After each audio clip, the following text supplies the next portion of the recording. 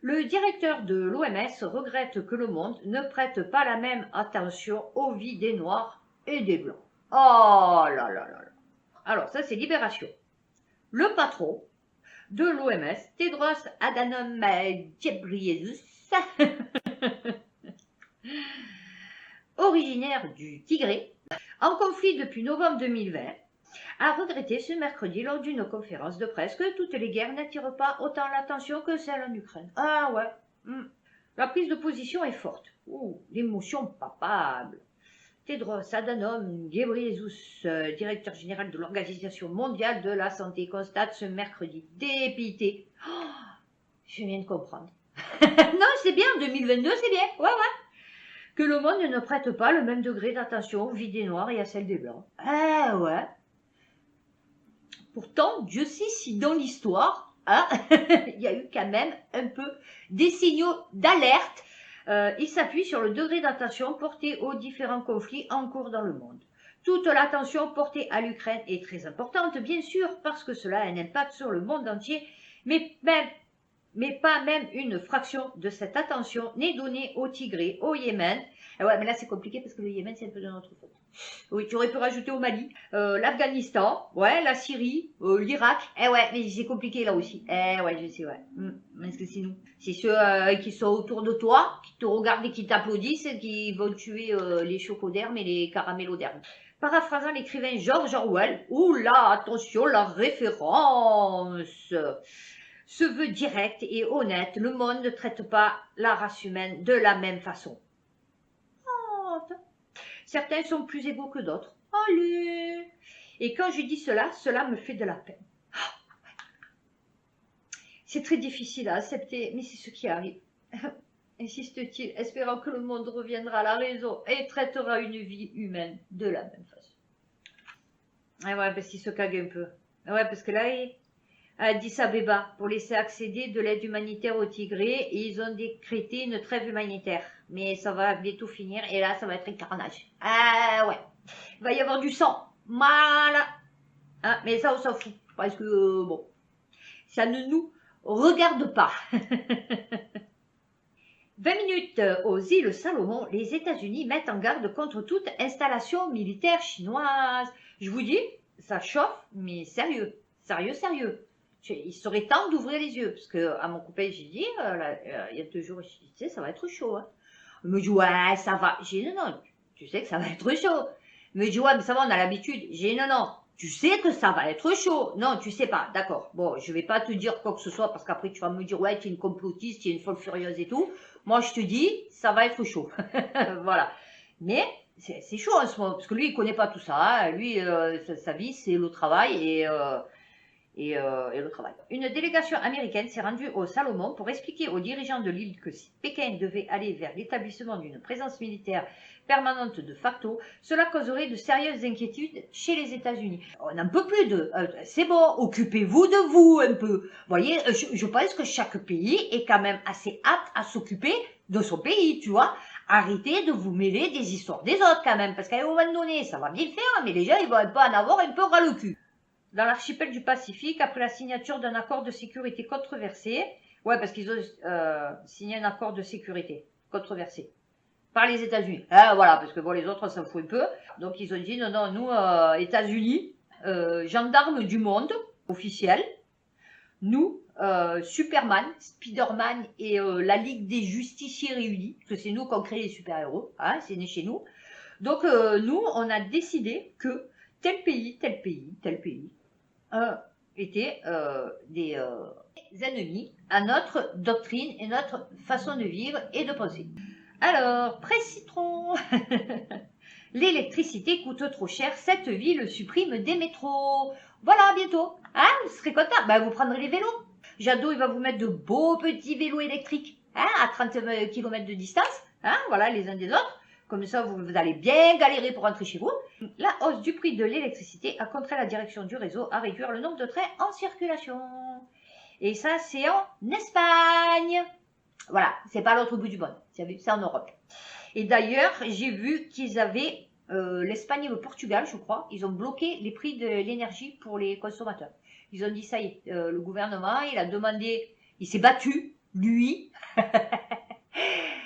à la Commission européenne pour qu'elle puisse leur laisser bloquer les prix de l'énergie. Ouais, le maire, il s'est pas trop battu. Non, le maire, il nous a dit, le plus dur est devant nous. Donc, la circulation des métros réduite à Madrid, donc serait passée de 120 000 euros à plus de 800 000 euros. Ah, ça, c'était la facture quotidienne. D'accord. Ouais. 800 000 euros quotidiens, ouais, ça fait un peu beaucoup.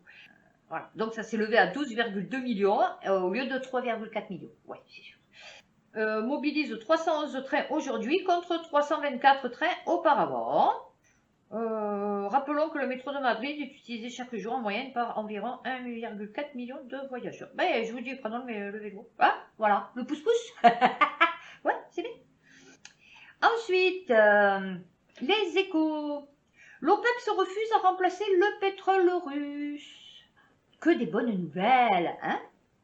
L'OPEP se refuse à remplacer le pétrole russe. Le cartel continue d'ignorer les appels des pays consommateurs de pétrole à augmenter largement sa production. L'envolée des cours devrait se poursuivre avec la mise en œuvre de l'embargo européen sur le pétrole russe. Voilà, c'est un non ferme de la part du cartel des pays exportateurs de pétrole.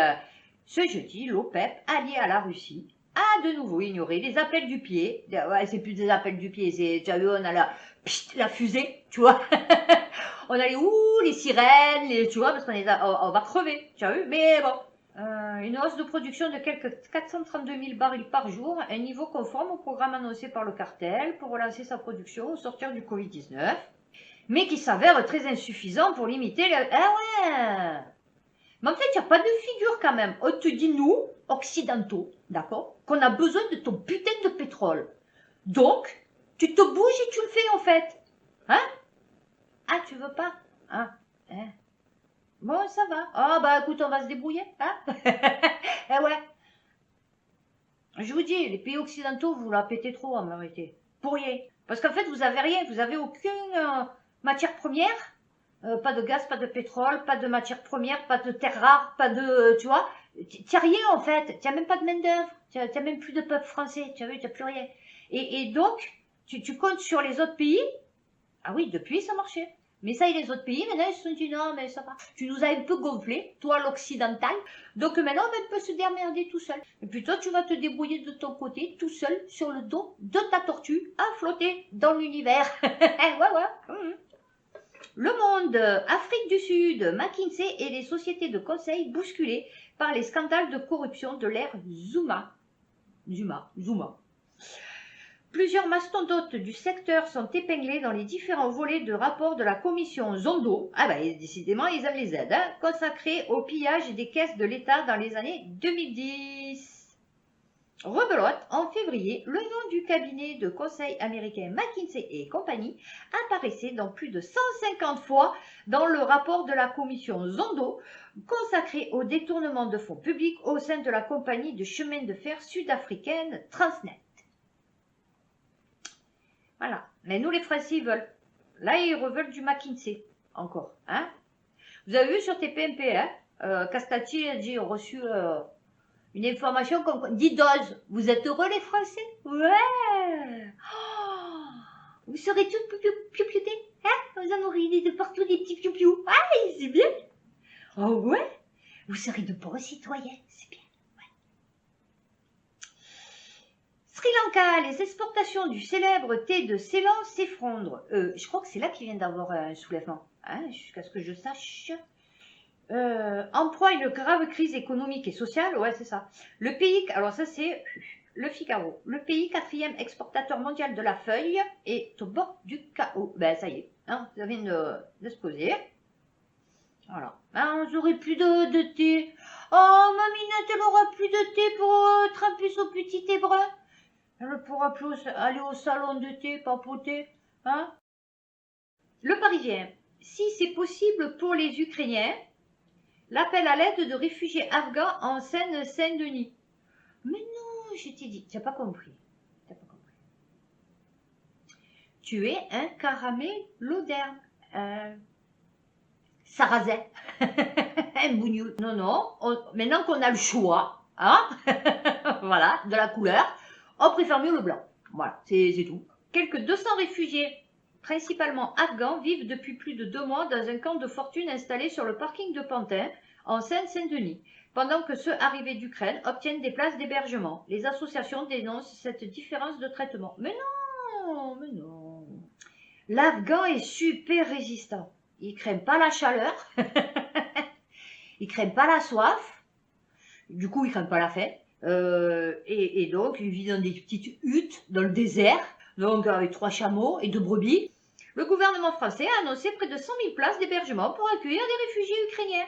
Voilà, suscitant l'incompréhension des Afghans. Oh, c'est très difficile d'imaginer que ce ne soit pas possible pour des Afghans, des Syriens, des Érythréens, des gens de partout. Ah ouais, sauf d'Ukraine. Parce que même les chocodermes et les caramellodermes d'Ukraine, ils sont renvoyés en Ukraine. Voilà. Alors, du casse-toi, hein, nous, on prend que les blancs. Une certaine colométrie. Hein, c'est ça, colométrie, oui. La Chine supprime les droits de douane sur ses importations de charbon. Voilà. Bon, de toute façon, ils sont en train de mourir, hein, là. Vous avez vu à Shanghai? Les Chinois ont toujours été des gens, bon, mais eux, c'est parce que bon, ils ont toujours été en dictature. Ce qui est paradoxal avec nous, qu'on a toujours eu beaucoup de liberté, hein, d'aimer, en fait, se faire soumettre, asservir, hein, comme quoi l'humain est fait pour se faire asservir. Ouais, c'est bizarre. Donc, vous avez le blanc qui asservit les gens d'une autre couleur, différente d'eux. Et inversement, hein, dans les pays, hein, puisque les Arabes avaient des esclaves noirs. Et après, vous avez le patron sur ses employés, vous avez chaque fois le truc de le riche sur le pauvre, vous voyez, c'est bizarre. Dans un communiqué, l'administration des douanes a annoncé l'abolition des droits à l'importation sur le charbon à compter du 1er mai jusqu'au 31 mars 2023. Les droits perçus sur le charbon importé s'élèvent actuellement entre 3 et 6%. Cette mesure est prise afin de garantir plus avant l'approvisionnement énergétique du pays et son développement, précise le communiqué. Énergie. L'Union européenne refuse de payer le gaz russe en roubles et se prépare à une rupture avec Moscou. Eh ouais. Et je vous dis, on va faire des bras zéro. Et il est légitime de la rejeter. Ah oui, eh ouais. Ouais, mais toi, tu t'en fous, tu auras toujours ton électricité, ton chauffage, tu vois. C'est pas comme nous, tiens. Le Parisien, guerre en Ukraine. Pour faire face à une éventuelle crise, la Biélorussie annonce un exercice militaire surprise. Visant à tester les capacités de réaction, merci pour la pub, de son armée. Les unités militaires vont travailler leur aptitude à se mettre en alerte. Eh ouais. Des actes de sabotage en Biélorussie. Ces manœuvres devraient être plus scrutées par Kiev, qui a plusieurs fois dit soupçonner la Biélorussie d'envisager d'envoyer des troupes en Ukraine pour soutenir l'offensive qui mène la Russie. Le pays est dirigé d'une main de fer depuis près de 30 ans par Alexandre Loukachenko, allié du président russe Vladimir Poutine, sert de base arrière et logistique à l'offensive de Moscou contre l'Ukraine. Moi, je vous dis, j'espère que la Chine, machin et tout, ne vont pas s'amener. Sinon, moi, je vous le dis, on est un peu dans la merde. Ils sont 1 milliard, les gars. Je vous explique. Hein, on est ridicule, nous, avec notre armée de 100 000 personnes. Hein, en France. Non, mais voilà, parce que eux, ils sont à fond en plus. Hein. Bon, là, ils sont en train de leur faire la misère. Mais bon, si on leur dit, ouais, je te file 2-3 trucs à bouffer et tu vas te battre, il va y aller, le Chinois. Parce que là, il est en train de mourir de faim, tu vois. La Hongrie freine l'embargo sur le pétrole russe. Le Figaro. Eh ouais. Il a dit non, ça y est, tu commences à me les popper, toi, Van der Leyen, hein. Ursula, que tu es poursuivie dans ton pays pour des escroqueries en tant que ministre de la guerre, là, de l'armée. Enfin, oui, du coup, de la guerre. Soyons clairs, ce ne sera pas facile. Certains États membres sont fortement dépendants du pétrole russe. Bon. Mais tu n'en as rien. Je ne sais pas c'est quoi leur projet. Je vous promets, je sais pas. Alors, je sais pas si ça fait partie d'un truc global. Vous savez que les complotistes, genre, ils disaient oui, ils veulent annihiler la moitié de la population planétaire parce que du coup, il y en a plein qui servent à rien. Ça, avec la pandémie, avec la vaccination, avec les guerres, avec les maladies, les produits chimiques, je me dis finalement, ils vont y arriver à nous exterminer. À nous exterminer. Point. Sanction contre la Russie. On dit qu'elle va mettre un genou à terre, mais on n'en voit pas les conséquences. Eh ouais. Européen. C'est con, hein? Eh ouais, parce que tout ce qu'on te dit n'est pas forcément vrai. Moi, je peux dire que l'année prochaine, je serai mariée. Tu vois, alors que pas du tout. Une idée, comme ça, qui trotte dans la tête et qu'on exprime oralement. Sanctions contre la Russie. On dit, alors, Christian Cambon était l'invité d'Europe 1 ce matin, au micro de Sonia Mabrouk, le président de la Commission des Affaires étrangères, de la Défense et des Forces armées du Sénat. Putain, mais il y a bien des mecs qui s'occupent de trucs ici en France. A estimé que les sanctions prises par l'UE contre la Russie n'étaient pour l'instant pas efficaces. Ah ouais, c'est con. Alors, interdit aux Européens de faire de nouveaux investissements dans le secteur de l'énergie russe ou d'exporter. Bah ouais, mais c'est pas le cas de EDF et Rosatom, hein, puisque j'avais lu qu'ils continuaient à acheter ses actions, là, je sais pas quoi. Donc bon, après tout ce que tu dis, ce qui est, je vais te dire. Le Monde, l'Allemagne se prépare à accueillir 4 terminaux GNL flottants. Eh ouais. Ah, ils sont pleins de sous, hein. Eux, ils ont fait, je sais pas combien, 100 milliards de commerce extérieur, excédentaire. Et ouais, c'est pas comme nous. Eh ouais. Donc, du coup, ils peuvent investir 3 milliards dans les armes. Donc, eux, du coup, Van der Leyen, elle parle pour l'Allemagne, en tant que représentante de l'Allemagne.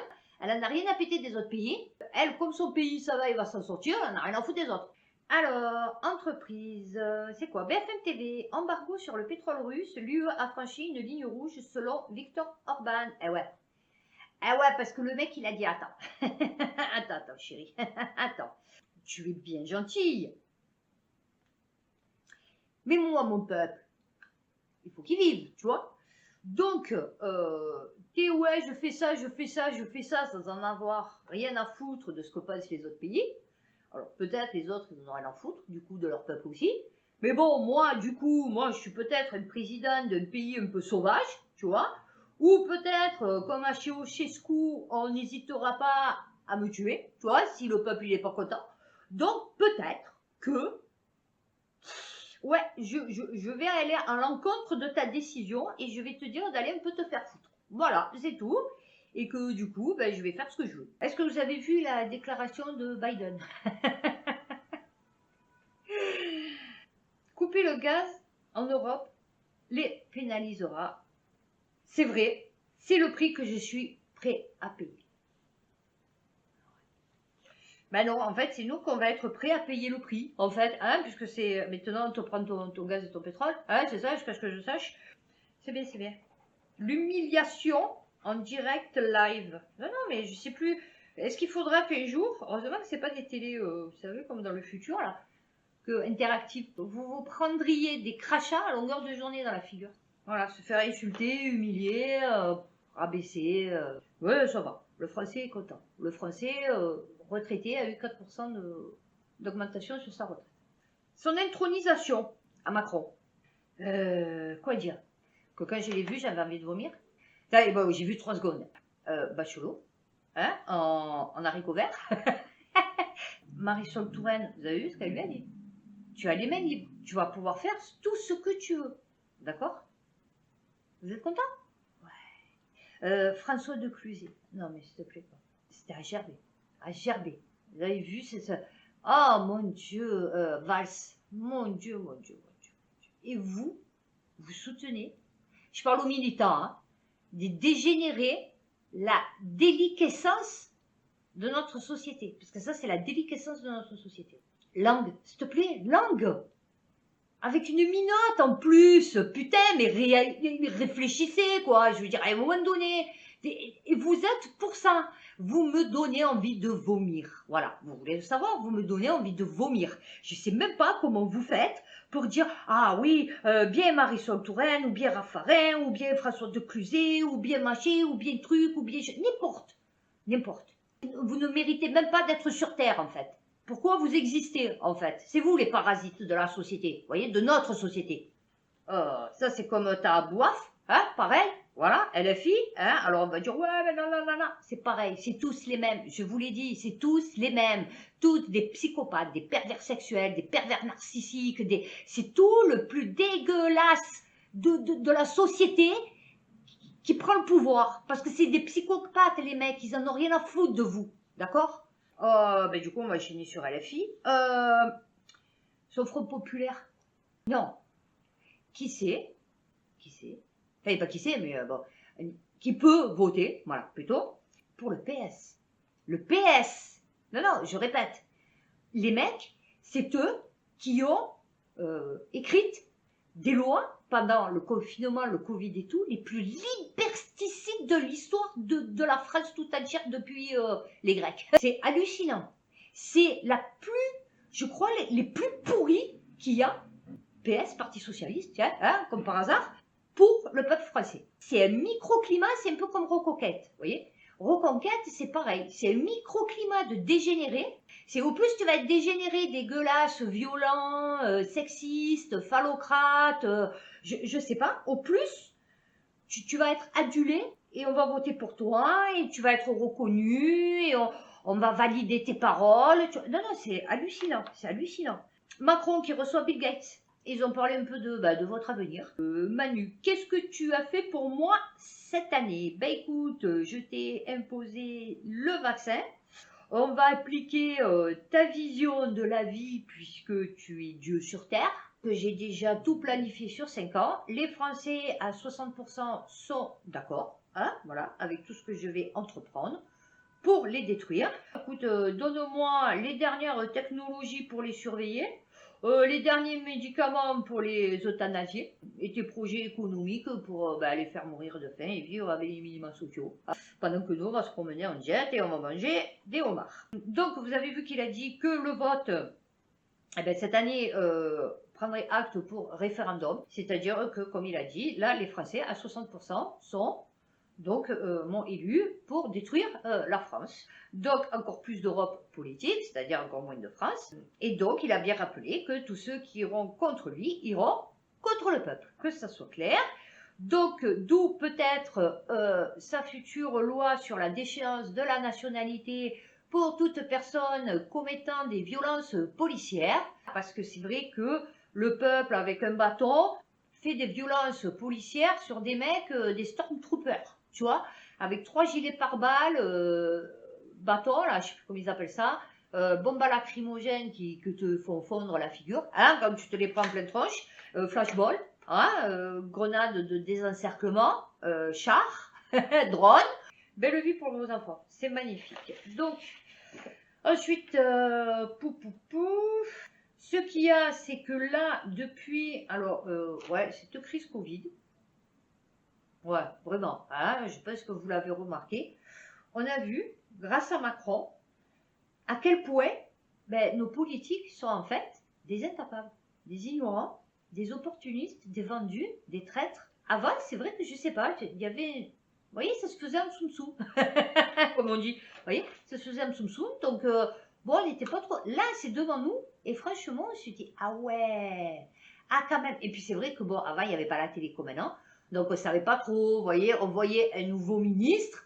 Pour nous, il était nouveau, vous voyez, alors que le mec, ça faisait 40 ans qu'il était dans la politique déjà. Mais bon, comme ils n'en avaient jamais parlé avant et qu'il y avait une émission tous les 50 ans sur la télé, puisqu'il y avait 3 chaînes, donc du coup, bon, ça allait, vous voyez, on n'était pas censé savoir que...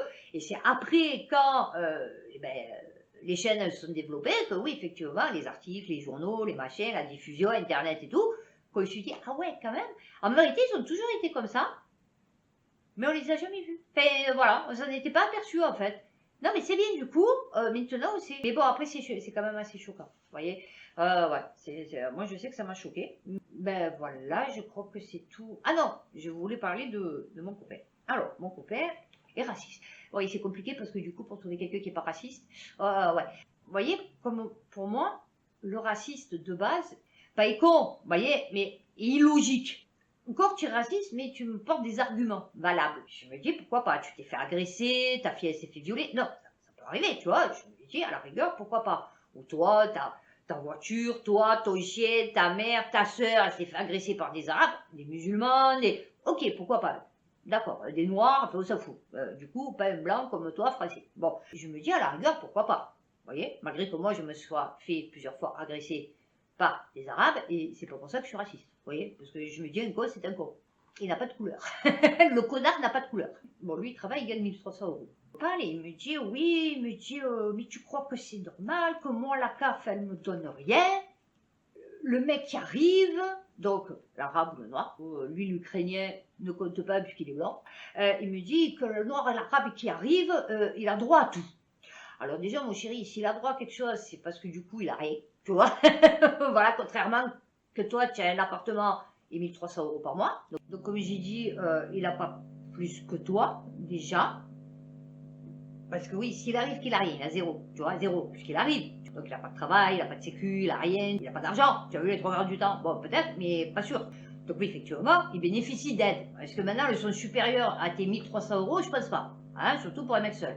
Après, oui, s'il a plusieurs femmes, hein, s'il a des enfants, oui, effectivement, ça peut monter à beaucoup plus. Il me dit, c'est dégueulasse, tous ces noirs, tous ces arabes, machin et tout. Okay. Donc je le regarde et je lui dis, mais dis-moi, l'arabe qui vient, qui c'est qui lui donne cet argent, ses droits? Il me dit, comment qui c'est qui lui donne cet argent, ses droits? J'ai dit, oui, là, les aides que tu es en train de me dire qu'on leur donne, c'est qui a décidé de leur donner ces aides? Il me dit, ouais, mais je sais pas, moi je sais que... Non, non. Moi, je sais pas. Je t'explique, c'est l'État. D'accord? Donc, c'est l'État qui donne notre argent à ces personnes. D'accord? Donc, déjà, l'arabe, le noir, Kader, Mamadou, n'y est pour rien. Tu vois, quand il arrive, si on lui donne tout cet argent. Donc, s'il y a quelqu'un à qui tu dois en vouloir, en fait, c'est à l'État. Tu vas, tu dis, pourquoi vous leur donnez autant d'argent à ces gens? Mais Kader, Mamadou, lui, c'est pas de sa faute. Si tu vas dans un pays, qu'on t'offre une voiture, une maison, c'est pas de ta faute à toi. T'as vu, toi, tu leur as pas mis le couteau sous la gorge, tu vois, pour qu'ils te les donnent les trucs. Donc, s'il y a quelqu'un à qui il faut en vouloir, comme j'ai déjà dit, c'est pas à l'immigré, c'est à l'État. L'État, qui c'est qui l'a mis au pouvoir?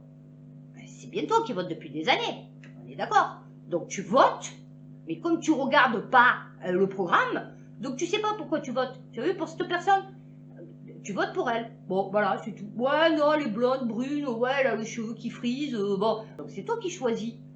Qui c'est qui va te représenter? C'est le fait de voter, tu as vu? C'est de voter pour quelqu'un qui va te représenter, qui va représenter tes idées, qui va représenter tes... Donc, si tu votes pour de la merde, ouais, c'est normal qu'après, il y a de la merde. Mais l'immigré n'y est pour rien.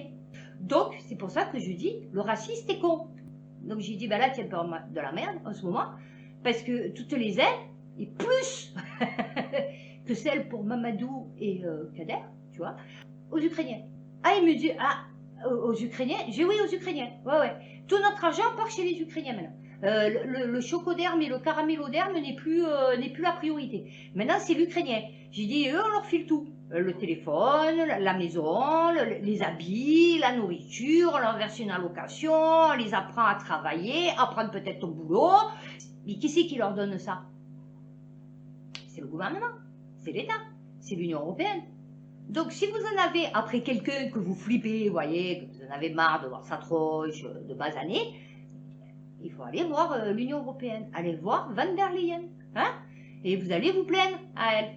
Elle me fait délirer parce qu'elle a une grosse tête et une petite carrure, et on dirait, vous savez, des poupées avec des grosses têtes et des petites carrures, c'est hallucinant, elle est dégueulasse cette femme. Bon, fait, et bon, vous me direz, Merkel, c'était pareil, hein, mais bon, récemment, on va pas s'attaquer sur le physique. Donc, si vous avez eu souci avec le noir, l'arabe, le musulman, le clandestin, celui qu'il est arrêté ces 4 millions de fois, mais que la justice ne va pas emprisonner, ce n'est pas la faute du clandestin, tu vois, c'est la faute de l'État.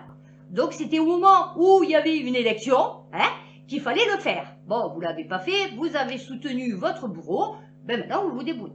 Voilà. Bon, on va finir sur ça. Donc, j'espère que vous allez passer, on va dire, un bon 15 jours. Donc, sur ce, prenez soin de vous, faites attention à vous, préparez-vous au grand saut. Et à bientôt pour une prochaine vidéo.